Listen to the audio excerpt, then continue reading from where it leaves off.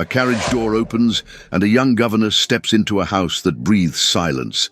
Villa Castellini is marble and shadow, ruled by a Marquess whose name is spoken like a warning. On her first evening, a child's voice breaks the hush. Monster, and the word shatters the air like glass. Behind high collars and shuttered windows lies a secret scorched by fire, a past refusing to die. When duty demands distance and desire demands courage, which will she choose? Before we begin, tell me where you're listening from. And one question: what do you love most about period romances? The forbidden longing, the grand settings, or the promise that love can survive anything? Let's step inside. Florence, Grand Duchy of Tuscany. The year of our Lord, 1841. The city breathed elegance and secrecy in equal measure. Its ochre rooftops and ivy-clad palazzi basked in the pale glow of late afternoon, while shadows pooled in the narrow alleys like ink spilled from forgotten letters. Above the Arno River, the sun dipped behind the cypress-covered hills, and a cool wind swept through the city like a murmur of things unspoken. Florence, in all its beauty, held as many secrets as it did statues, and Emily Harrington had just stepped into one of them. Her carriage creaked to a halt before the wrought-iron gates of Villa Castellini, a secluded estate nestled beyond the city's eastern edge. The gate, black as night and crowned with the family's crest, a lion pierced by a broken sword, swung open without a word. Emily leaned forward, clutching her carpetbag with both hands, her gloved fingers trembling just slightly. She had seen grandeur before, but never anything so grand or so silent. The villa rose before her like a wounded fortress. Its pale stone facade bore the wear of time, and its many windows, though tall and elegant, remained shuttered even in daylight. Vines coiled like serpents along its outer walls. The air was still, heavy with a kind of solemnity that one does not speak of, but only feels in the bones. A footman opened the carriage door and gave a shallow nod. Nothing more. No greeting, no curiosity, just obedience, empty and automatic. Emily stepped down carefully, lifting the hem of her olive-green dress above the gravel. The chill of the marble steps bit through the soles of her boots. She was led through the entrance hall. Vaulted ceilings, columns veiled in dust, tapestries faded by the sun of better years. Her presence barely disturbed the air, and yet behind closed doors she sensed it. Whispers, not words, not yet, just the rustle of fabric against walls. The murmur of her name paired with another, always spoken with fear, Il Mostro. She heard it clearly as she passed a pair of scullery maids in the corridor.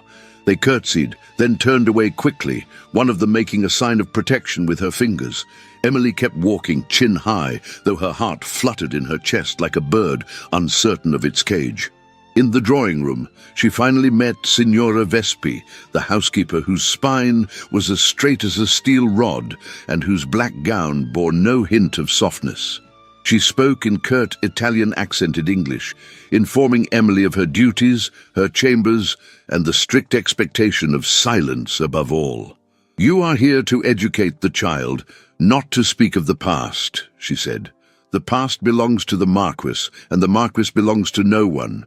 Emily's reply was a polite nod, though her brows tightened ever so slightly. It was not in her nature to indulge in gossip, but neither could she ignore the strangeness that clung to this household like mildew to a forgotten wall. She met Sophia that same evening. The child was small for her age, 8, they said, with delicate limbs and solemn, too large eyes. Her hair, dark and neatly braided, framed a face that might have been cherubic, if not for the deep sadness beneath her gaze. She sat in the nursery by the window, staring out at the bare garden, a doll resting untouched in her lap. "Good evening, Miss Sophia," Emily said gently, kneeling to the child's level. "I am Miss Harrington. I've come to teach you." Sophia blinked once, then again. She did not smile. "Will you leave too?" she asked without emotion. Emily's heart ached at the question. She reached out slowly, placing her hand atop the child's small one. "Not unless you send me away," she whispered. The girl did not pull away. That, Emily decided, was enough, for now. Later, after dinner trays were cleared and the halls had sunk again into stillness, Emily made her way to the library in search of a book for Sophia's first lesson. The room was vast, lined from floor to ceiling with volumes whose spines had long since cracked with disuse. The scent of parchment, ink, and cold stone filled her lungs. And then she felt it, a presence, not imagined, not fleeting. She turned, slowly. At the far end of the library, in the shadows between two columns, stood a man. He was tall, broader than she'd expected, dressed in a dark velvet coat with a high collar that framed his pale jaw. His hair was black, slightly tousled, with silver strands at the temples. His hands were gloved, one resting atop a cane carved from dark wood and crowned with ivory. Their eyes met. His were darker than night, deeper than grief, and they did not blink. "Miss Harrington," he said, his voice low, gravel brushed with silk. "I see you found your way into every corner of my home." It was not a question, nor quite an accusation. Emily straightened, her mouth parted, but no words came. Sophia stepped into the doorway behind her. "She's not afraid of you," the child said, her voice like a dagger wrapped in lace.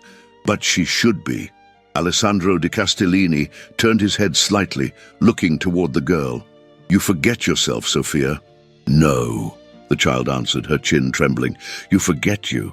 Then, with breath held in the silence, she looked at him and said, loud enough for all the shadows to hear, "Monster." The word was a thunderclap in that sacred room of knowledge. It echoed not in volume, but in truth, the kind of truth only children can speak without knowing what they awaken. Emily's breath caught. The Marquess's face did not move, not even a flicker, but his grip tightened on the cane. His eyes remained fixed on Sophia for a heartbeat longer and then shifted, slowly, deliberately, back to Emily. She felt his gaze not just on her face, but beneath her skin, cold and burning, measuring, questioning. Then, without a word, he turned and walked into the darkness beyond the shelves. The room was left with silence once more, but now it pulsed. Emily stood alone with Sophia in the library, her hands trembling just slightly at her sides. For the first time since her arrival, she understood what the others had meant, but what struck her most was not fear. It was something far more dangerous. Curiosity. The first rays of morning sunlight crept over the Florentine hills, spilling into the mist-covered gardens of Villa Castellini. Birds chirped tentatively, as if unsure whether they were welcome in a place so heavy with silence. The grand estate, despite its noble lineage, felt more like a tomb than a home, its stone walls stubbornly resisting the warmth of day. But within those walls, something had begun to stir, and at the heart of it stood Emily Harrington. She awoke before the hour of 6, as governesses often did, though no one in the household had told her to do so. There was no bell, no schedule, no children's laughter echoing through the corridors. Only the sound of her own heartbeat and the occasional creak of ancient wood beneath her boots. She dressed simply, in a charcoal grey wool gown with a white lace collar and a modest brooch that had once belonged to her mother. As she pinned her hair into its usual chignon and buttoned her gloves, she allowed herself a single moment of stillness before facing the day. Her footsteps echoed softly as she crossed the marble hall. The air was cool, scented faintly with lemon oil and lavender from the maid's early cleaning.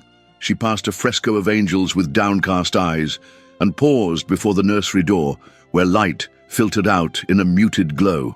Sophia was seated on a low velvet stool, her back straight, her small fingers working clumsily at the silk ribbons of her doll's bodice. Her hair was neatly braided, though wisps had escaped to frame her pale, solemn face. She did not look up when Emily entered. "Good morning," Emily said, her voice gentle but firm. "I'm not hungry," Sophia replied without turning. "I didn't come with food," Emily said, approaching slowly. "Only a book, and perhaps a little conversation." Sophia looked over her shoulder, her expression unreadable. "You talk too much," Emily smiled softly, "and you listen too well." There was a long silence between them, the kind that children use to test the limits of a new adult. Emily remained still, choosing her next move with care. Finally, she knelt beside Sophia and opened the small book she had brought, a collection of simple moral fables with hand-colored illustrations. "Would you like to choose a story?" she asked. Sophia hesitated. Her gaze darted to the door, then back to Emily. At last, she pointed to a page with a fox and a raven. Emily began to read, her voice calm, melodic, carrying the words like a lullaby. And that was how the silence began to lift, not with laughter, not with confession, but with shared words and quiet attention. Over the next several days, a tentative routine settled between them. Emily would arrive each morning with a new lesson, always hidden beneath the guise of a story or a sketch. Sophia listened more than she spoke, but her posture relaxed, and she began to answer questions with full sentences. Once she even smiled, though only briefly. The rest of the household kept its distance. Servants murmured behind doorways, averting their eyes when Emily passed. Signora Vespi, ever watchful, reminded her constantly that children in this house must be protected from illusions. The meaning of that phrase lingered in Emily's thoughts like a riddle. Protected from what illusions? Love, truth, memory.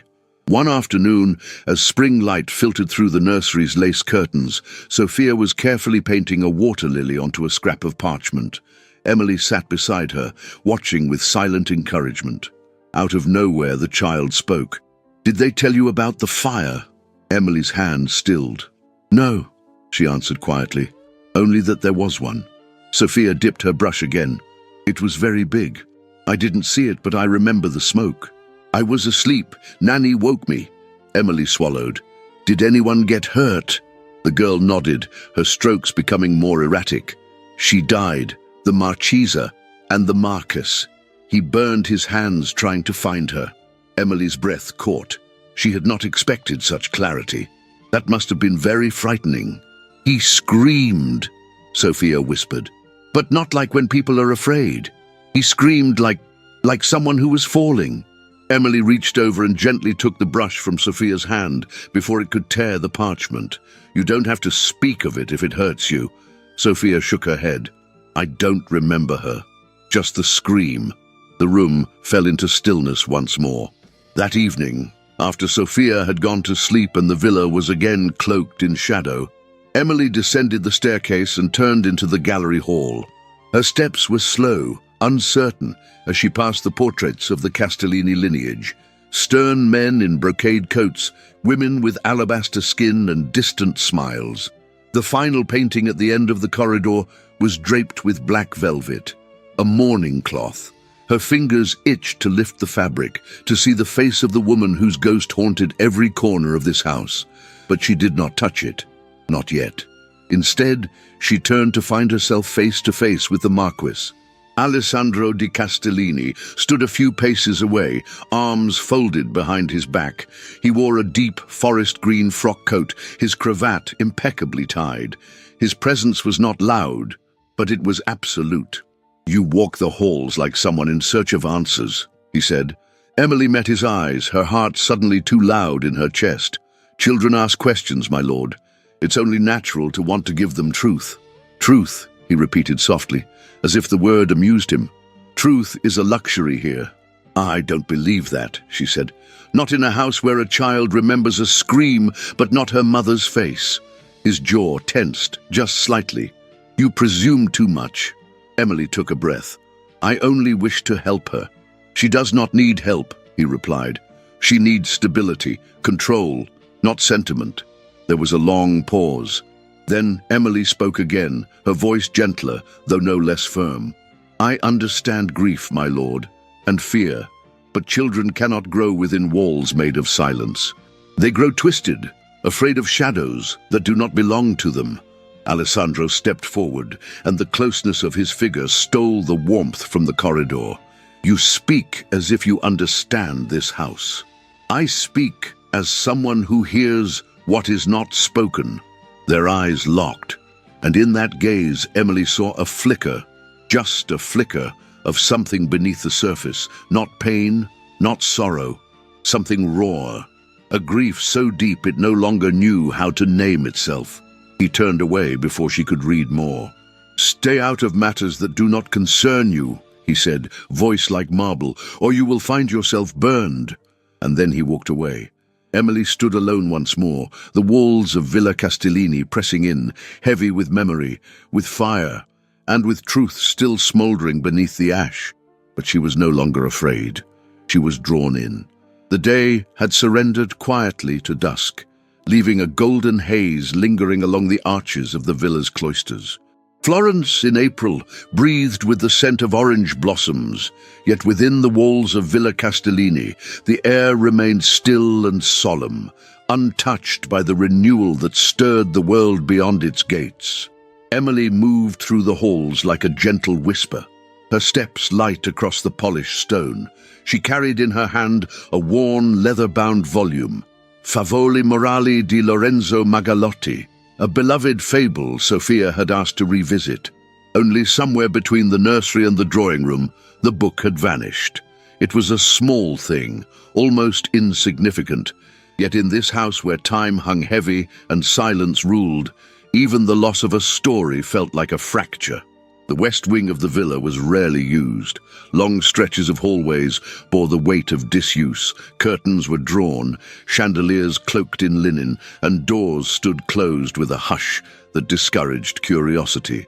But Emily, guided not by boldness but by a gentle insistence on restoring order, turned the brass handle of a door that until then had been just another shadow in a gallery of forgotten rooms. It opened with a reluctant groan.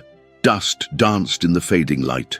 A faint smell of smoke and age lingered in the air, something charred, something locked away too long. The study was small by Castellini standards, its walls panelled in dark walnut, its furniture carved with care and now dulled by time. A desk stood at the centre, scattered with ink-stained pages and a broken quill, as if someone had once risen in haste and never returned. Shelves lined the walls, cradling books too fine to burn, too silent to speak. And then she saw it, the portrait. It hung at the far end of the room, nearly obscured by shadow, yet commanding all attention. The canvas was scorched at one corner, its colours faded by heat, but the face remained intact. A woman, beautiful, dignified, with skin like porcelain and eyes the colour of dusk. Her hair was swept high in the fashion of a noble's wife, and her lips bore the faintest curve, the kind that suggested serenity born of secrets. Emily stepped closer, as if drawn by a force older than memory. Whoever this woman was, she had once ruled this house, not through fear, but presence. Her gaze, even in pigment and ash, seemed to pierce through the veil of time. Then came the voice. "You should not be here. It did not rise, it did not need to. Alessandro." Emily turned slowly. He stood in the doorway like a statue, carved of fury and restraint, the door closing behind him with a soft finality that made the room feel smaller, the air heavier. "I was searching for a book Sophia misplaced," Emily said, her voice steady despite the knot forming at her throat. "I didn't mean to intrude." Alessandro's gaze drifted past her, landing upon the portrait. For a long moment he said nothing. The weight of memory settled over him like a storm not yet broken. "You found more than a book," he said at last, his tone low, weary. Emily lowered her eyes. Was she your wife?" His answer was silence. Then, without warning, he moved across the room with slow, deliberate steps. His gloved hand reached for a decanter on the desk. He poured a measure of dark liquor into a crystal glass, his back to her. Only when he had taken a sip did he speak again. "She was everything this house once was," he said, graceful, proud, alive. He turned then, facing her fully. His expression was unreadable, his mouth a line drawn with steel, his brow shadowed by thoughts he had caged too long. "The fire began in the east wing," he continued, his voice sharper now, as if every word cost him. "By the time I reached her chambers, the flames had already taken hold. The servants fled. I did not." Emily stepped forward before she realized she had moved. "You tried to save her." His gaze flicked to her, and then slowly he removed his right glove. The skin beneath was scarred, twisted, pale and pink with memory. He raised his hand, not as a weapon, but as proof. "I carried her through the smoke," he said, voice hoarse. "Too late. She died that night, and I—" He stopped. She saw it then. The anger he wore like armor was not rage born of cruelty. It was the wrath of grief, the unbearable fury of having failed the one thing that mattered most. He stepped closer until only a breath separated them. In the quiet, he reached up and unfastened the top button of his high collar.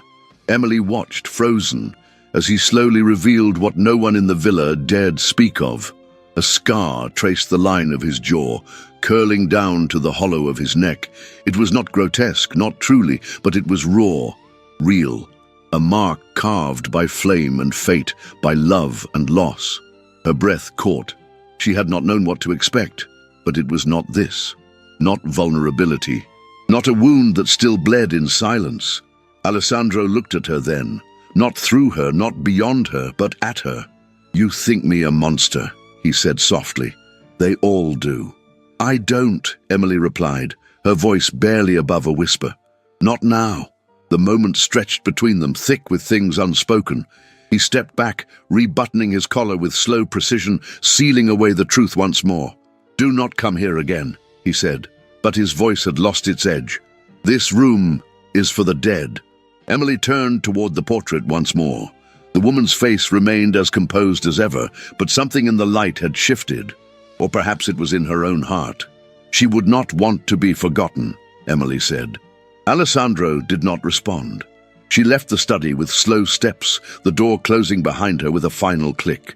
Yet as she walked the corridor, the shadows no longer seemed quite so cold. The house still grieved. So did he. But now she knew the truth. It was not a monster that haunted Villa Castellini. It was a man who had once loved too fiercely and paid for it with everything. The bells of Florence tolled the hour of 5 as crimson light stretched across the terracotta rooftops and bathed the city in the gold of late spring. Atop the eastern hill, Villa Castellini, long a sentinel of silence and grief, stirred with unaccustomed life. Lanterns flickered to life across the grand facade, and carriages lined the curved stone road like ornaments of wealth and power. Servants bustled through side doors and hidden corridors, their hurried steps echoing with urgency. For the first time in years, the villa would host a ball. Emily stood before the mirror in her modest chamber, still unsure how she had come to be part of such an evening. She had not asked for the invitation, nor expected it. Signora Vespi had informed her of the event that morning in clipped tones, adding only that the Marquess required her presence. Not as a guest, of course, but as a guardian to Sophia. Still, the sight of herself now left her breathless. The gown, borrowed from the attic collection of a long-dead cousin of the Marchesa, was of deep sapphire silk, fitted at the waist and adorned with embroidery and silver thread. The sleeves tapered to her wrists like the arms of a swan, and the neckline, though modest by noble standards, revealed the slope of her collarbone. Her hair, often simply pinned, had been swept into an elegant chignon by the gentle hands of the housemaid, and a delicate mask of silver filigree framed her hazel eyes, casting mysterious shadows across her pale skin. She barely recognized herself. Sophia, standing beside her in a gown of soft lilac tulle, clutched Emily's hand. The girl had smiled, truly smiled for the first time in days when she saw Emily dressed. It was a fragile moment of joy, and Emily held it close as they descended the grand staircase, their footsteps muffled by the velvet runner. The ballroom had been transformed. No longer the room of muted echoes and dormant chandeliers, it now gleamed with golden light and opulence. Dozens of candles blazed in crystal sconces, and an orchestra played from the far corner beneath frescoes of Apollo and Muses. The scent of orange blossom, jasmine, and freshly waxed floors mingled in the air. Guests in velvet and satin, their faces obscured by masks of silk and lace, glided across the marble floor like spectres in a dream of decadence. Emily led Sophia to a small corner near the windows, allowing the child to watch from a distance. The girl clung to her shawl, wide-eyed and silent. She would not dance, nor speak unless spoken to. And Emily, though dressed for illusion, had no intention of pretending she belonged among the Florentine elite. Then she saw him. Alessandro di Castellini stood near the base of the great staircase, a glass of dark wine in his hand. His mask was black and severe, adorned only with subtle embroidery that followed the line of his scar, now hidden. He wore a tailored frock coat of deep burgundy with a high collar and a waistcoat of charcoal silk embroidered with silver threads in a pattern reminiscent of smoke. He looked magnificent, unreachable. She watched as nobles approached him, each with their polite words and affected smiles. He returned their greetings with practiced indifference, offering nothing more than what duty demanded. His eyes searched the room only once, and when they found her, the moment held. There it was. A stillness in the chaos. His gaze traveled the length of her, pausing briefly at the curve of her shoulders, the glint of her mask, and finally the eyes that stared back without flinching. And then he looked away. But something had been exchanged in that silent glance. Something unnamed, something irrevocable. Emily tried to breathe. A laugh too close to her ear startled her. She turned. "Such a vision," said the man beside her, smiling with too much ease. "I must admit, I expected to find the Marquess's governess plainer." She looked at him. His mask was gold and adorned with leaves, a Venetian design meant to flatter. His hair was pale, his mouth sharp, and his eyes, blue, assessing, cold beneath charm, were those of a man who played games for sport. "Count Lorenzo Amaldi," he introduced himself with a bow. "A pleasure." Emily returned a polite nod, aware of Sophia watching her with curiosity. "You are quite brave," the Count continued, ignoring the child, "to walk among wolves wearing only feathers." "I am here in service," Emily replied. "Not in disguise." "A pity," he murmured, circling her slowly. "I rather hoped you were a mystery to unravel." The words were meant to flatter, but his tone left her chilled. "I would prefer to return to my post," she said firmly. But he moved closer, too close, and reached for a strand of her hair that had fallen loose from its pin. He did not touch it, but hovered his gloved fingers in the air. "Beauty and fire," he said, "an old and dangerous combination." Before Emily could reply or retreat, another presence approached. Alessandro. His arrival was not announced, yet it was felt, like the sudden hush before a storm. Count Lorenzo straightened with a smirk as the Marquess came to stand between them. "Count," Alessandro said evenly, "I see you've found our governess." "Indeed," Lorenzo replied. "A rare gem hidden in the shadows. You keep your household treasures well concealed." Alessandro's eyes did not leave Emily's face. "She is not yours to examine," he said with calm that masked steel, "nor to speak of as if she were an object." Lorenzo lifted his hands in mock surrender. "Forgive me, I forget how delicate things are here." Emily felt the heat rise in her chest. Alessandro had spoken not as a master defending a servant, but as a man who saw her, truly saw her, and would not allow her dignity to be touched. The Count bowed again and drifted away, leaving a trail of unease in his wake. For a long moment, neither Emily nor Alessandro spoke. "You should not have come," he said finally, his voice low. "You sent for me." "To watch the child," he replied. "Not to draw the gaze of wolves." Her eyes lifted to his. "Then perhaps teach your wolves to look elsewhere." A flicker, amusement, pride, or something more dangerous passed over his face. He offered his arm. She hesitated, then, slowly, placed her hand upon it. They crossed the ballroom together, not dancing, not speaking, just a Marquess and a governess walking the perimeter of their own silence, watched by masked faces and whispered judgment. But in that quiet, something shifted. Not yet love, not yet trust, but the first spark of fire in a house long grown cold, and fire, once awakened, is not easily extinguished. Night had lingered long after the music faded, as if the shadows themselves refused to surrender to the coming dawn. The ballroom now stood abandoned, littered with forgotten masks, half-empty glasses, and fading perfume. The grand chandeliers had been extinguished, their flames replaced by moonlight that filtered through the high windows in silvery ribbons. Yet one door remained ajar, and beyond it, a breeze whispered through the gardens, like a voice too tired to sing. Emily stood at the threshold, her shawl drawn tight around her shoulders, the borrowed gown rustling softly with each step she took across the flagstones. The air outside was cooler than she had expected, crisp and scented with cypress and damp earth.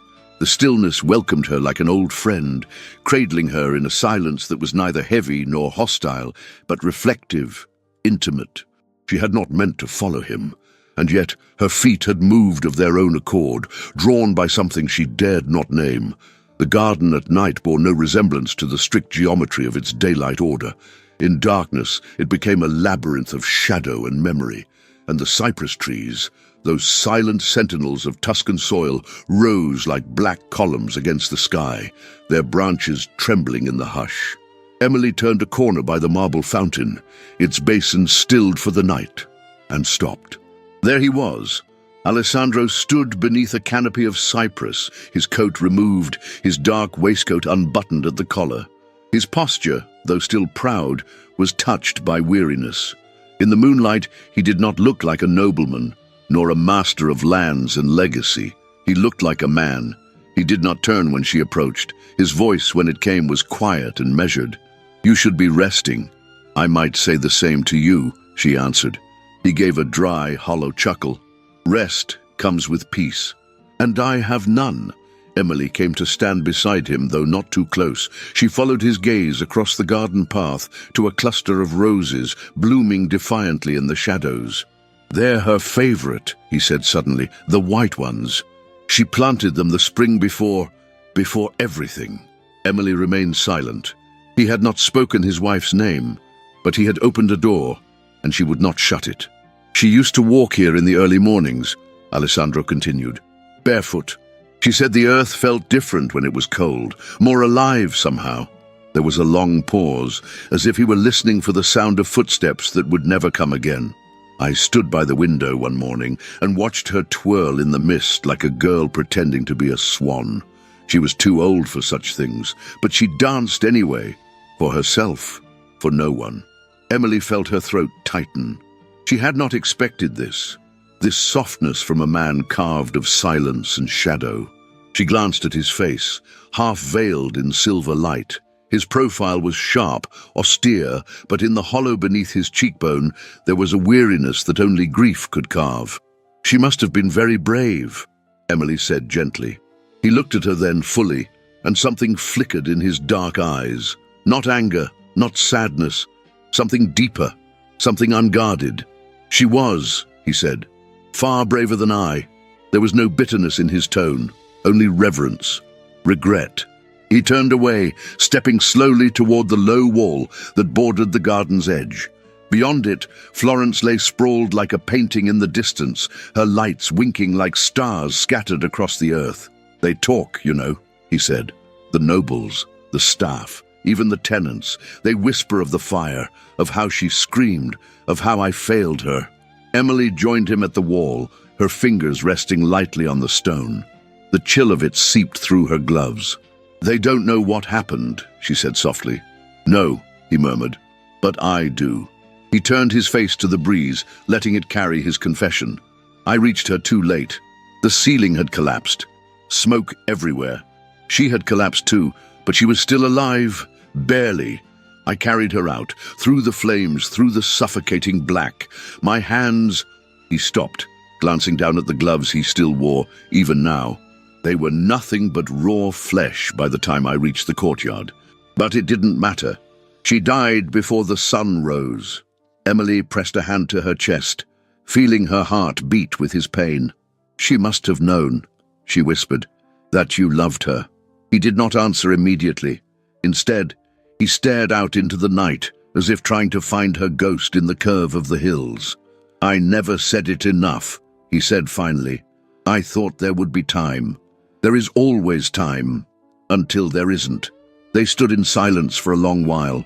The breeze stirred the cypress leaves overhead. A dog barked in the distance. A nightingale sang from some unseen perch, its lonely song cutting through the stillness like a blade wrapped in velvet. "Do you ever wish to forget?" Emily asked, almost afraid to hear the answer. "No," he said. "I wish to remember, but not like this." She nodded slowly. "I've lost people too," she said. Not to fire, but to distance, to silence. Sometimes I think silence is crueler, because the living can choose to disappear. Alessandro looked at her with new eyes. "I've underestimated you, Miss Harrington." "Frequently," she replied, a smile tugging at the corner of her mouth. His lips curved faintly. The smile vanished as quickly as it appeared, but it had been real. They said nothing more, but something hung between them now. A shared solitude, a quiet understanding. The kind that exists not in words, but in proximity, in breath. In the unspoken knowledge that for a fleeting moment, neither of them felt alone. The church bell in the distance rang once, then twice. Alessandro straightened, slipping the glove back over his scarred hand. His mask returned, not the one of silk and embroidery, but the one made of composure and noble restraint. "It's late," he said. "Yes," Emily agreed. "Too late for dreams. Too early for waking." He turned to her. His gaze lingered. "Thank you," he said. "For what?" "For listening, and for not looking away." And then, without a bow or a farewell, he walked back toward the house, his figure disappearing among the hedges, the moonlight catching in the folds of his coat like shadows reluctant to release him. Emily remained by the wall a moment longer, her eyes still fixed on the roses he had once watched his wife dance among. They glowed faintly in the moonlight, still blooming, still brave. And though the night was cold, she felt warmth, quiet, unbidden, beneath the cypress trees. The rain had returned to Florence like a memory, soft at first, a hush on the rooftops and garden leaves, then persistent, steady, determined to soak every stone and soul beneath the Tuscan sky. The courtyard of Villa Castellini shimmered with puddles that reflected the tall cypress trees like ghosts rising from the gravel. From the nursery window the view was blurred with mist, as if the world itself were hesitating to reveal too much. Inside, the house was cloaked in its usual hush. The rhythm of days had returned to their familiar quiet. Sophia's lessons in the morning, solitary walks in the afternoon, the occasional distant footsteps of Alessandro echoing through the west corridors. Since the night in the garden, few words had passed between him and Emily. There had been glances, one lingering too long at breakfast, another as he passed her near the stairwell, but no words. And yet, something had shifted in the silence. Emily sat near the nursery hearth, mending a frayed seam on Sophia's cloak, while the child knelt by a low trunk of forgotten books, pulling one dusty volume after another with the solemnity of a young archivist. "I want a new story," Sophia announced, her fingers tracing the faded title of a leather-bound book that looked as though it hadn't been touched in years. "One we've never read before." Emily smiled. "Very well. Choose the most forgotten one. Perhaps it holds a secret." Sophia gave her a look, both serious and delighted, as if accepting a sacred challenge. She returned with a thick volume titled Il Giardino di Ricordi, The Garden of Memories. It was a personal journal, not a published book, with delicate edges and gold leaf worn to the barest glint. Emily opened it gently, brushing dust from the first page. No name, no date, just a pressed violet, long dead, but still holding its shape. As she flipped carefully through the pages, a loose envelope slipped from between two chapters and fell softly into her lap. She blinked. It was addressed in an elegant, feminine hand. Curving letters full of grace, signed only a mio caro A. Emily's fingers trembled slightly. She unfolded the paper with care, her breath held in the hollow of her chest. The ink had faded, but the words remained legible. "My beloved, forgive the madness of my thoughts. There are moments I do not trust even the shadows in our home. I know I am not meant to question his visits, nor the favor you once extended him. But something has changed. He watches me too closely now. He speaks in riddles, and when I turn my back, I feel the chill of something unfinished. I'm afraid. I do not want to be left alone with him again. Tell me you believe me. Tell me I am not losing my mind. Always yours, L." Emily read the letter twice, 3 times, her heart thundering in her ears. L. There was no doubt. The Marchesa. The date was 2 days before the fire, She rose from her chair too quickly, startling Sophia, who tilted her head. "Is it a sad story?" the girl asked softly. Emily folded the letter and slipped it back into the envelope, then into her pocket. "Yes," she said, "but I think it's one that must be finished." She kissed the child's forehead, murmured a promise to return soon, and left the nursery with quick, careful steps. Her heart beat with urgency, her thoughts unraveling like thread in a storm. Each corridor felt narrower, the portraits more watchful, as if the house itself braced for confrontation. She found Alessandro in the small salon near the west veranda, a place he rarely used except on rainy days. He was seated in a high-backed chair, reading, his cane resting against his knee. The window behind him glowed with pale light, casting his features in shades of quiet melancholy. He looked up at her approach. She did not wait to be invited. "I need to speak with you," she said, her voice low but firm. He raised an eyebrow but nodded once. "Go on." Emily stepped forward, pulled the letter from her pocket and held it out. "She wrote this," she said, 2 days before the fire." Alessandro took the envelope slowly. When he unfolded it and began to read, his expression remained unreadable. His brow furrowed only slightly, his jaw tense. When he finished, he did not look at her immediately. He folded the letter once more, placing it on the side table with deliberate calm. "Where did you find this?" "In a book in the nursery," Emily said. "Sophia brought it to me." He leaned back in his chair, exhaling through his nose, his eyes, dark, fathomless, lifted to meet hers. "And what conclusion have you drawn from it?" "She feared someone," Emily said. "You know who she meant." Alessandro's voice was quiet. "You presume too much." "She was afraid of Lorenzo," she pressed, her voice rising slightly. "She begged you to listen. And if this letter was hidden, if she never received your reply—" He rose abruptly, his chair scraping against the rug. His presence filled the room like a thundercloud. He did not raise his voice, but the force behind it made her still. "You think I ignored her?" he asked. "You think I dismissed her fears, that I let her die because I didn't believe her?" "I don't know what you believed," Emily said, stepping closer. "But I know what she wrote, and you cannot pretend it changes nothing." Alessandro turned away, one hand pressed to the mantel as if holding himself up. The room was silent save for the patter of rain. "I did believe her," he said at last, voice thick with something unspoken. "I confronted him that same day. He denied it naturally, mocked her fears. I told him to stay away." Emily's breath caught. "You knew?" "Yes," he said. "And the next day he left the city, said it was business in Milan. Then came the fire, and He stopped. When he turned back to her, the fury in his eyes was not aimed at her, it was turned inward. "I never found that letter. I searched her things, her drawers, her desk. I thought perhaps she never wrote one. I never imagined she hid it in a child's book." Emily stepped closer. "You said once the truth was a luxury, but you already lived the truth, Alessandro. You've carried it alone. And now you've found a reason to pity me?" he asked bitterly. "No," she said, her voice trembling. "To stand with you." He looked at her, truly looked, and something inside him faltered, but only for a moment. Then he straightened. "It doesn't matter anymore," he said. "The past is buried. Let it remain so." "But Sophia is a child," he said, "and you are her governess. Do not confuse kindness with permission." His tone was final. He walked past her, letter in hand, and left the room without looking back. Emily stood there for a long moment, the quiet pressing in from all sides. But something had changed.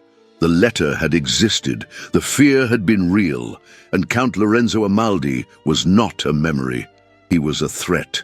Emily turned toward the rain-soaked window. In the distance, the hills of Florence shimmered beneath the storm, and the cypress trees stood tall and still.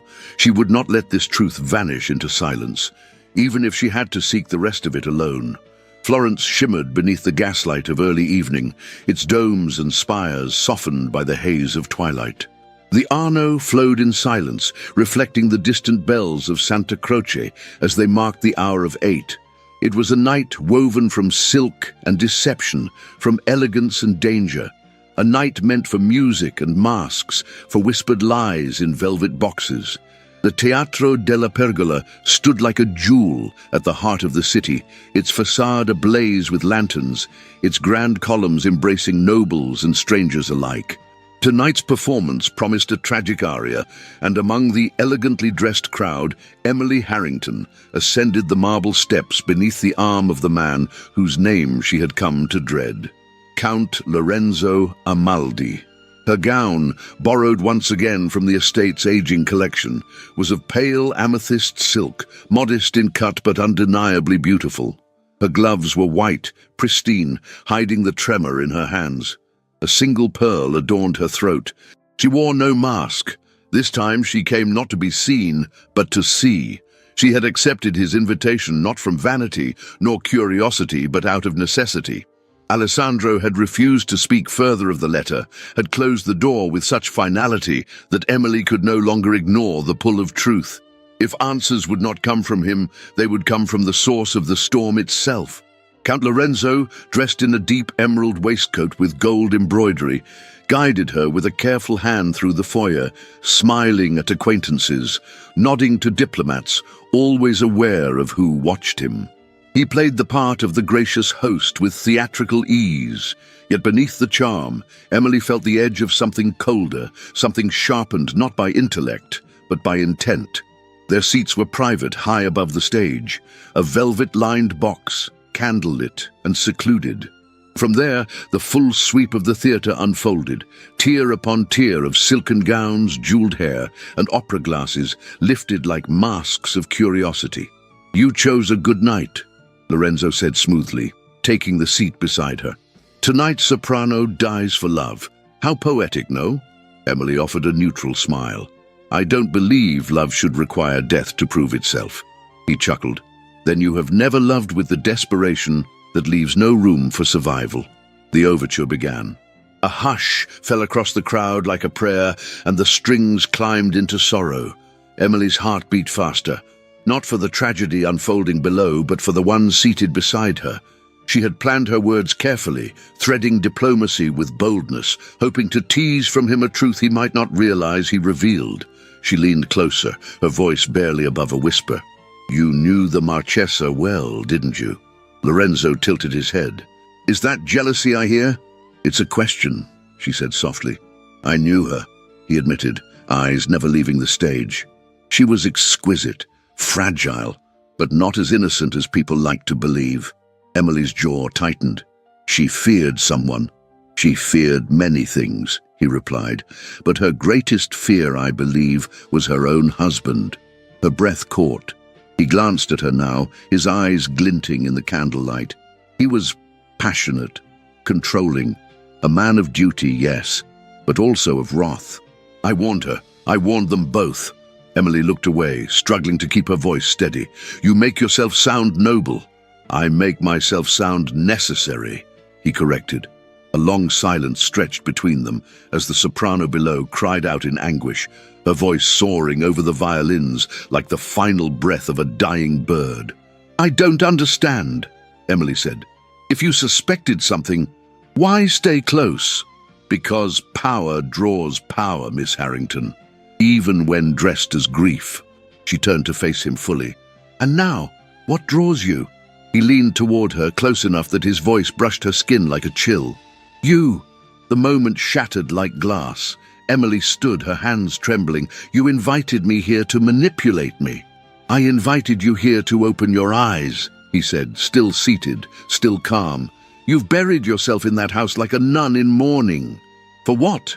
A man who cannot love again? A child who barely speaks? You're too vivid to waste yourself in shadows." "I know what you did," she hissed. He stood now too, but slowly. "Do you?" His voice was smooth, undisturbed. "Be careful what you claim to know, Miss Harrington.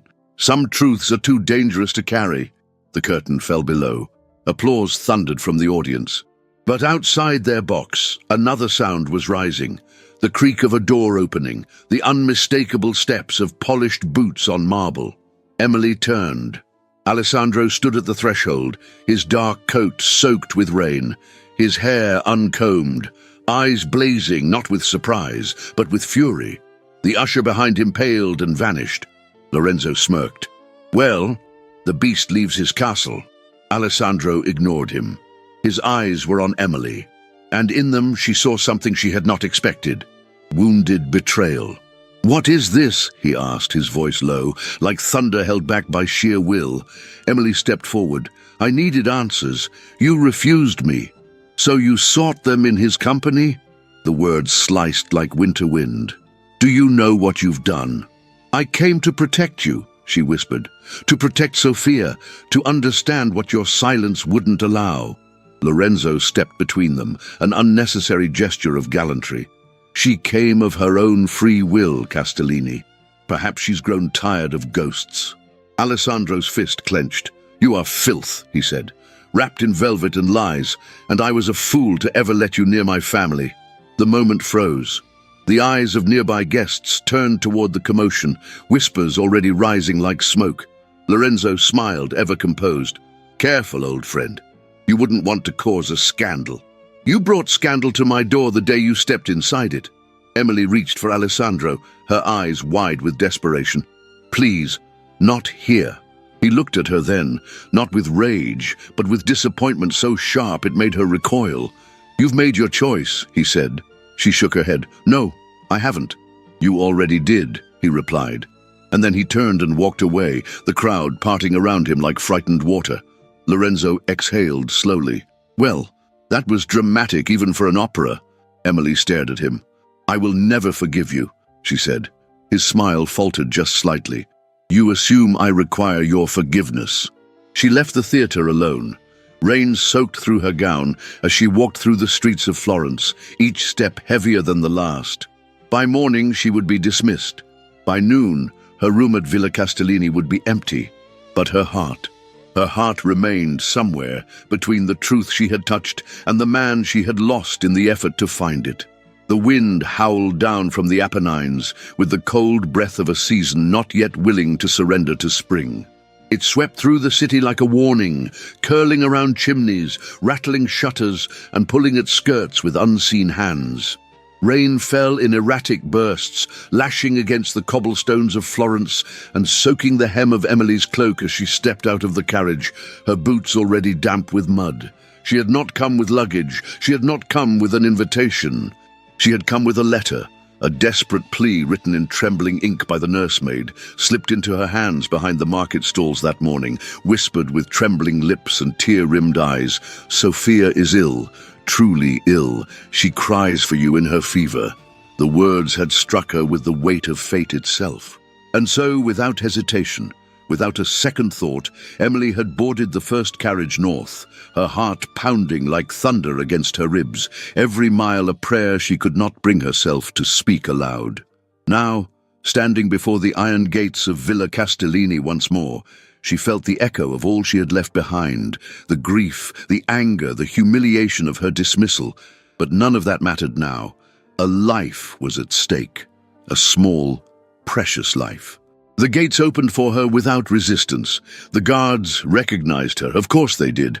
No one forgot the woman who had walked away with her head high after being cast aside. No one expected her to return. The villa loomed like a dark cathedral, its windows dim, its courtyard empty. The rain had soaked through her gloves by the time she reached the great doors. She raised a hand, hesitant for the first time, and knocked. It was not a servant who opened it. It was Alessandro. His eyes were hollow. His shirt was open at the collar, his cravat untied. His hair was unkempt, his expression drawn. He looked less like a nobleman and more like a man who had not slept in days. For a long moment neither of them spoke. Then quietly she said, "I came for her." He stepped aside. Emily entered. The air inside was warm but heavy. The hearths burned, but they did not cheer the rooms. The scent of rosemary and vinegar lingered in the hallways, medicine, sweat, fever. The light from the sconces flickered along the walls like breath. "Upstairs," he said. "Her fever broke this morning, but she drifts in and out. She's not herself." Emily nodded. "I'll go to her." But he reached out, his hand brushing hers, a fleeting, uncertain touch. "You came back." She met his gaze. "You didn't ask me to." He dropped his hand. "No, I didn't." They said no more. Upstairs, Sophia lay in her bed, small and pale beneath heavy quilts. Her lips were cracked, her hair matted with sweat. The nursemaid sat nearby, her eyes bloodshot with exhaustion. When Sophia saw Emily, she stirred faintly. "Miss Harrington," she whispered, a smile trembling on her fevered lips. Emily took her hand. "I'm here," she said, "and I won't leave you." For the next 2 nights, time ceased to exist.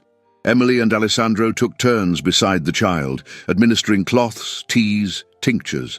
Alessandro did not command. He worked. He bathed Sophia's face with his scarred hands. He held her small fingers as she cried out in fever dreams. Emily sang lullabies under her breath, songs from her childhood, songs without language, only comfort. In those hours, there were no titles between them, no guilt, no scandal, only breath and fear, and the will to keep a fragile body from slipping away. In the darkest hours before dawn, when the rain softened and Sophia finally slept soundly, Emily descended to the sitting room and found Alessandro already there, seated before the fire, his elbows on his knees, his hands clasped tightly together. She crossed the room in silence and sat in the armchair opposite him. The flames cast their faces in gold and shadow. Neither spoke. Then softly he said, "You should not have come." She tilted her head. "I know. I dismissed you. I humiliated you. In public, yes? And still you came." She looked into the fire. "No, because I love her." He was quiet for a long moment. Then, in a voice scarcely more than a breath, he said, "And what of me?" Her heart clenched. She looked up, and there it was. No mask, no distance, just Alessandro, wounded, trembling, afraid. She swallowed hard. "Do you want the truth?" "Yes. I came because I couldn't bear the thought of her calling out for me, and me not answering. But I also came because I couldn't bear the thought of you in this house, alone, afraid again, losing someone you love." His face twisted, not with anger, but pain. "I do love her," he said. "I didn't know it until you arrived, until you taught me how to see her." He rose, suddenly restless, and walked to the hearth, placing a hand on the mantel. The fire crackled below him, and his shadow stretched long across the floor. "But I fear that love," he said. "All of it. Everyone I've ever loved has suffered. My wife, my parents, and now Sophia." Emily stood slowly. "You think you're cursed." "I know I am." "No," she said, her voice shaking. "You are grieving, and grief wears many faces." He turned to her then. His eyes glistened in the firelight. "I don't know how to love without breaking what I hold," he whispered. She crossed the room and took his hands in hers. "They are scarred," she said, "but they are still hands that saved her." He looked down. "I am afraid," he confessed, "of you, of what I feel for you." Her breath caught. She stepped closer. "I'm not." And then she placed her hand over his heart. It beat, strong, uncertain, real. He did not kiss her. She did not lean in. But in that stillness, the fire between them burned higher than ever before, and in the house that had once known only shadows, a single light remained. It flickered, yes, but it did not go out. The air that day held a stillness that felt unnatural. Even the cypress trees, usually whispering in the Tuscan breeze, stood motionless under a heavy sky of pewter clouds. It was as if the world itself had paused to draw breath, waiting for something it could not name. Emily stood in the solarium, her hands resting on the windowsill, eyes tracing the outline of the distant hills. Behind her, the sound of Sophia's pencil scratched faintly against parchment.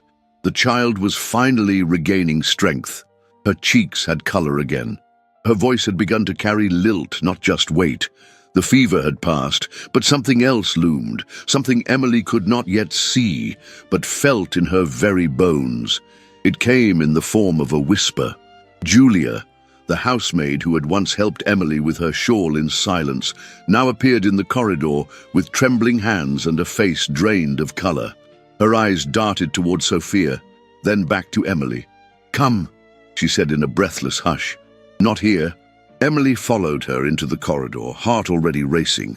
Julia closed the nursery door behind them and looked over her shoulder as if the walls themselves might betray them. "I overheard something," she said, 2 nights ago, in the servants' quarters. One of the new men, He was speaking with a guest. I didn't recognize the voice, but the words. She paused, her fingers tightening over her apron. "Speak clearly," Emily urged, though her mouth had gone dry. "They're planning something," Julia whispered. "A fire tonight, to finish what was started before, but this time to make it look like an accident. Or not at all. He said the Marquess would not live to see another dawn, that the papers were ready, that the estate would be his." Emily felt her blood turn cold. "Who?" Julia hesitated only a moment. "Count Amaldi." The name rang like a bell struck too hard. Emily's breath caught. For a moment, the corridor tilted. Then her thoughts began to move, quick, sharp, clear. "Does anyone else know?" Julia shook her head. "Then listen to me carefully," Emily said, her voice calm now, deadly calm. "You must keep Sophia in the West Wing. Do not leave her side. Lock the doors if you must. I will find Alessandro." She did not wait for a response. Her boots struck the floor with increasing urgency as she made her way through the villa, corridors growing darker as the clouds outside thickened. The household moved with its usual slowness, too slow, far too slow.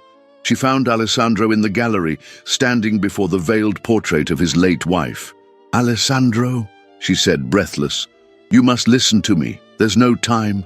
He turned, startled by her tone. One look at her face, and the stiffness in his shoulders vanished. "What is it?" She stepped close. "Lorenzo. He plans to burn the villa. Tonight. He's already prepared false deeds. He means to claim the estate." Julia heard everything.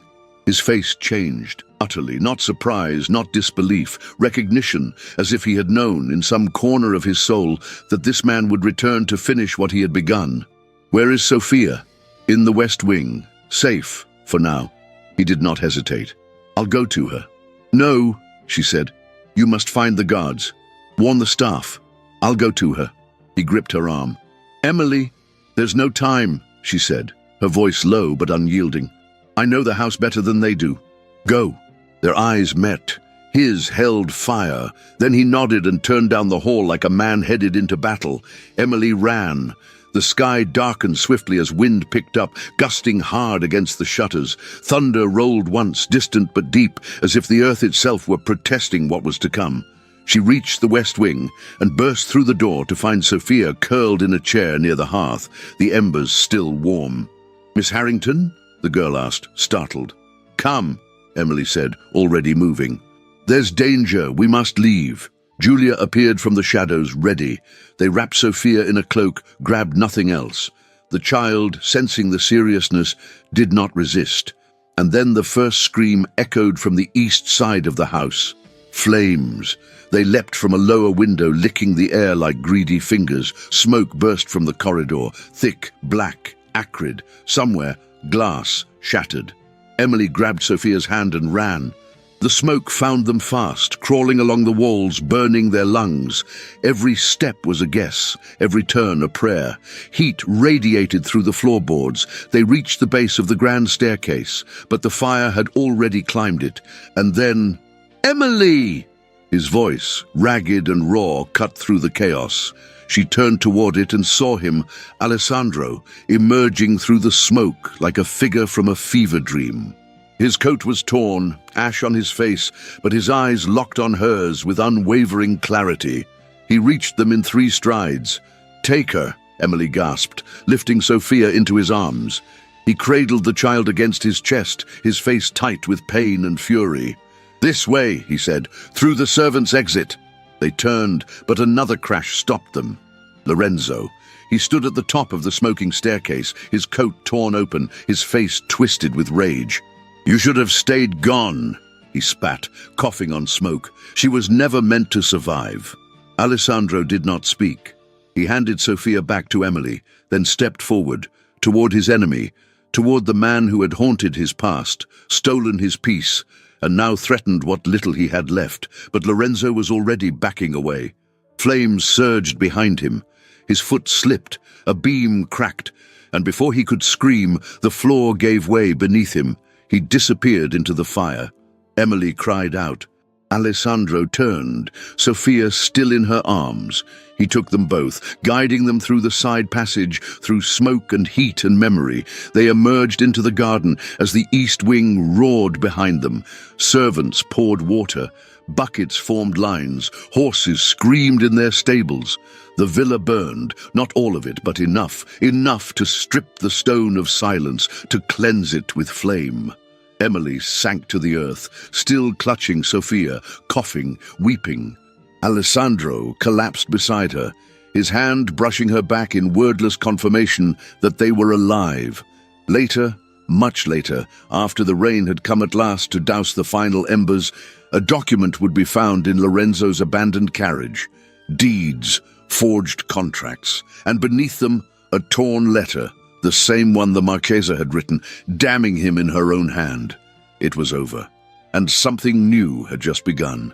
Florence had begun to bloom again. The rains had softened, and the sky, once grey with memory and ash, now stretched wide and blue over the Tuscan hills. From the terraced vineyards beyond the city to the lantern-lit bridges that crossed the Arno like whispers of time, life had returned with slow grace and golden light. Atop the eastern slope, the Castellini estate no longer loomed in silence. Its eastern wing remained under scaffolding, but the rubble had been cleared, and the scent of charred wood had been replaced by fresh stone, lime, and the budding of wisteria. Masons sang softly as they worked. Gardeners trimmed rose bushes with reverence.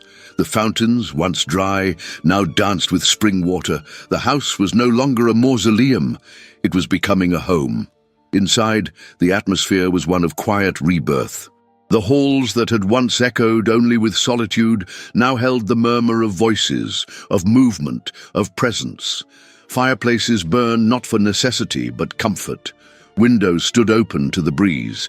Emily walked those corridors not as a governess nor as a guest, but as something different, something not yet given a title, but no longer hidden in the margins.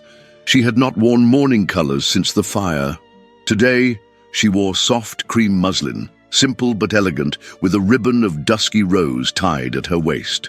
The pearl pendant that once hung beneath her collar now rested openly against her throat. People looked at her when she entered a room. They no longer looked away. In Florence, rumours had bloomed like wildflowers in the aftermath of the fire. Some whispered that Alessandro had finally lost control, that he had burned his own house out of madness. Others swore it had been Lorenzo, driven by greed and vengeance, but none could deny what had emerged from the ashes. A man who had not crumbled, a woman who had not fled, and a child who had survived. It was Emily, in particular, who came to fascinate them. The governess who had returned unbidden, who had risked her life for a child not her own, who had stood beside a fallen noble and made no claim to reward, only stayed for the child, for the house, for love unspoken. It was not only the servants who bowed now, the city did. Alessandro had never addressed the rumors directly. He had no need. The forged documents found in Lorenzo's carriage had spoken for themselves. The letter, unsigned but unmistakable in its script, had been handed to the authorities, sealed with a crest that could not be denied. And though the whispers had not vanished entirely, their tone had changed. Respect had grown where suspicion once lived. In the days that followed the fire, Alessandro changed in ways that were not loud but profound. He no longer met with the men who had once filled his study with their cigars and political agendas. The alliance he had held with the Tuscan aristocracy began to dissolve. Not with scandal, but with dignity, he wrote letters, dozens, some offering apologies, others resigning from councils and boards he had once ruled. And in their place, he created something new. A fund was established in the name of the late Marchesa, dedicated to the education of orphaned girls. Another was opened for the wives of stonecutters who had died in scaffolding collapses. He welcomed teachers, artists, and thinkers into the drawing rooms that had once hosted only the bored wives of barons. "Let the walls breathe," he said one afternoon, as he oversaw the removal of 3 faded tapestries. "They've been holding their breath for too long." Emily, standing in the doorway, had smiled but said nothing. She understood. Sophia, too, had changed. Her laughter came more easily now, especially in the mornings. She often rose early to sit in the garden, sketching flowers with increasing precision. The dark circles beneath her eyes had faded. She spoke not only when prompted, but when curious, and though she rarely mentioned her parents or the fire, Emily knew that healing had begun.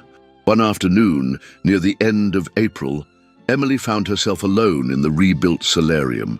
Sunlight spilled across the floor, warming the new tiles. Outside the tall windows, roses bloomed in early defiance of the season. She stood by the window, watching the gardeners plant ivy along the restored eastern wing when Alessandro entered the room. He did not announce himself. He never did. She felt his presence before she turned, as always. "You've brought spring to this house," he said. She turned to him, one hand resting lightly against the sill.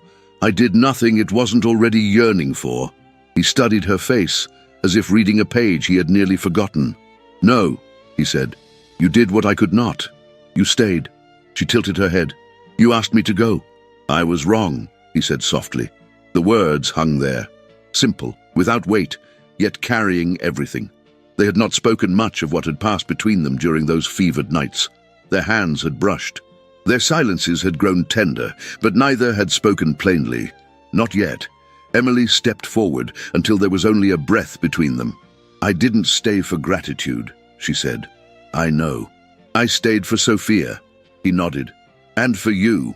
His eyes closed briefly at the admission. "I thought love was the fire," he whispered, "but it was the fear." She reached up then, fingers brushing the edge of his collar. "And now?" He leaned down, forehead resting against hers. "Now," he murmured, "I am not afraid." They stood that way for a long time, not embracing, not kissing, but closer than they had ever been. Later that day, the three of them, Alessandro, Emily, and Sophia, walked together through the garden. The cypress trees cast long shadows across the gravel path, but the light between them was golden and warm. Sophia skipped ahead, laughing as she chased a butterfly near the roses. Alessandro offered his arm to Emily, but she took his hand instead. And he let her. They walked without urgency, without fear, without titles. As they reached the end of the garden path, the sun dipped lower behind the hills, casting its final glow across the restored walls of the estate. There were still scars, still shadows, but they did not hide from them now. Together they walked toward the light. Florence, spring of 1849. The city had changed, not abruptly, not dramatically, but slowly, like a tide inching its way back to shore.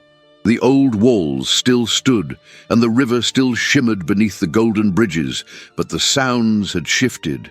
There was laughter now in the markets where fear once lingered. Women walked alone with books beneath their arms. Children filled the narrow streets with music and chalk. And in the eastern hills, a house once known for shadows had become a place of light. Villa Castellini had changed too. The eastern wing, rebuilt in the years after the fire, now housed a small school for orphaned girls, where voices echoed down corridors that had once held only echoes of grief. In the west wing, the rooms were filled with paintings and sunlight. The library no longer slept. The gardens, once orderly and cold, had grown wild with jasmine, lavender, and white roses that spilled from stone planters like cascading memories. Beneath one of the cypress trees stood a woman, her posture graceful, her gaze turned toward the valley below. Emily. Time had only deepened her presence. Her hair, now pinned with greater care, showed the faintest strands of silver at the temples. She wore no corset. She needed none.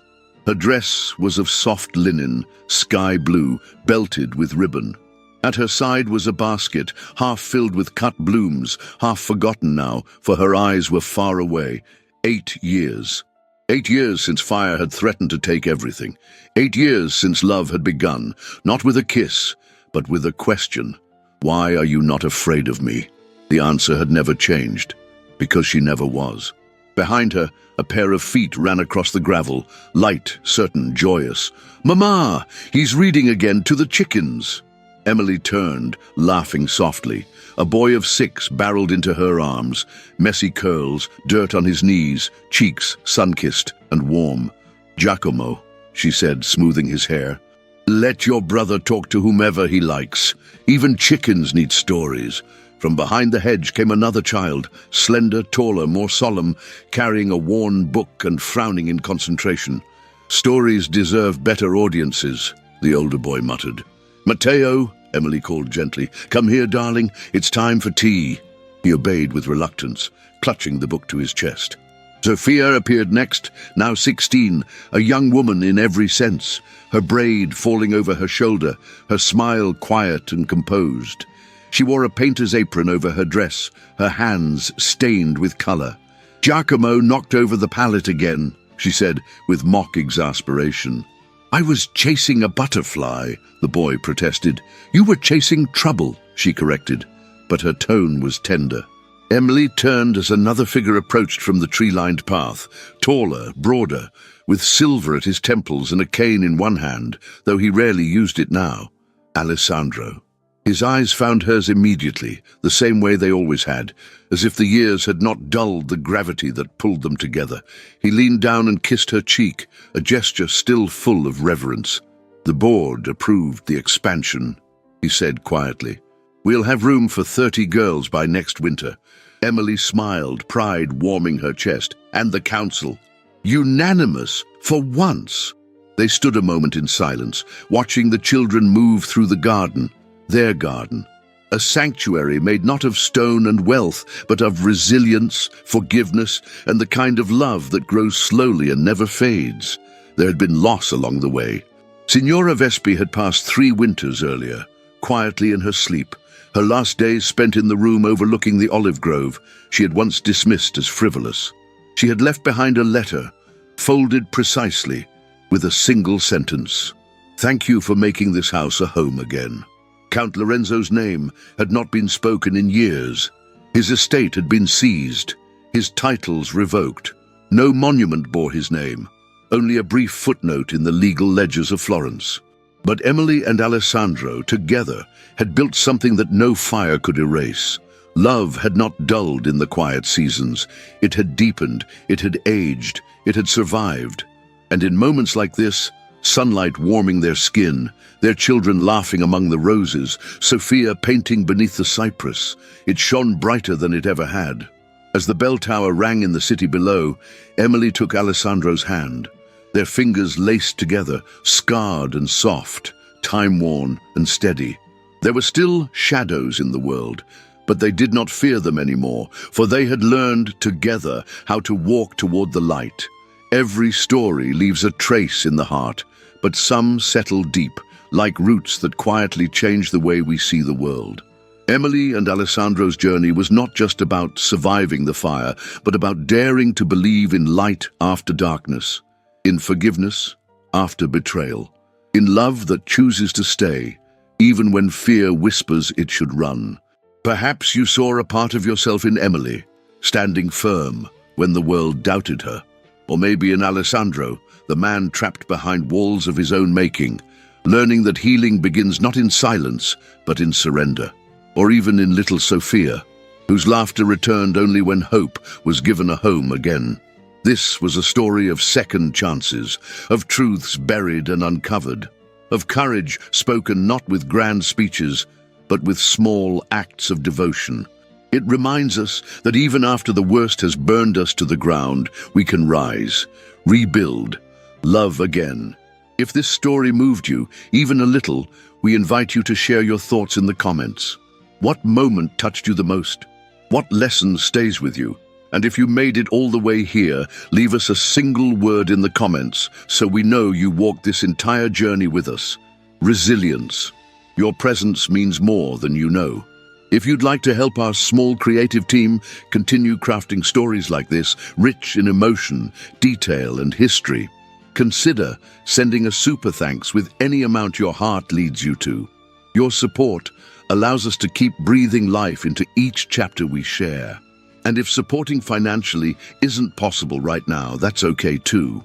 Just by sharing this story with someone you know, someone who loves deep, romantic tales, you're helping this community grow. You'll find more unforgettable love stories waiting for you in the cards above. Don't stop here. Let the emotion carry you forward. Thank you truly for being part of this.